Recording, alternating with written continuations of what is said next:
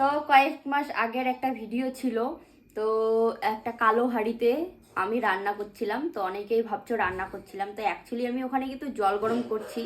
আর মানুষের মানে রান্নাঘর ওই রকম হয় না, তো আমি তো কারো ওই রকম রান্নাঘর দেখিনি। আর তোমরা অনেকেই ভাবছিলে যে আমি ভাত রান্না করছি আমার বরের জন্য, তো অনেকেই আবার দুঃখ প্রকাশ করছে আমার বরের জন্য।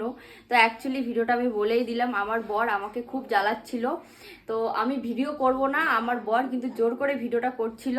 তো আমি তার জন্য কিন্তু ভিডিওটা আমি ছাড়িওনি। তারপরে এখন মানে গ্যাস পাওয়া যাচ্ছে না, সবাই উনুনে রান্না করতেছে। তো এই আর কি, ভিডিওগুলোর ভিউজ হচ্ছে খুব, তার জন্য আমার বর ওই ভিডিওটা ছাড়ছে। আর তোমরা অনেকেই নেগেটিভ কমেন্ট করছো, তো অবশ্যই আমি ভিডিওটার প্রুফ সহ তোমাদের সামনেই আমি শেয়ার করব। তোমরা আরেকবার দেখে তারপরে রিপ্লাই দিও। তো ফ্রেন্ড দেখো কত কষ্ট করে বরের জন্য ভাত রান্না করতেছি। আর এখানে হচ্ছে আমার বরের একবেলার ভাত, আর কি একবেলা শেষ। আমি কি রাখো সাতলে খাবো? তো গাইস, আমার বউয়ের কথা শুনে লাভ নেই। এই হচ্ছে 1 নম্বরের ফ্রড। ফ্রড মানে কি বলি, আর ঠক মানে ঠক। দেখবো কি ভাত বানাচ্ছে।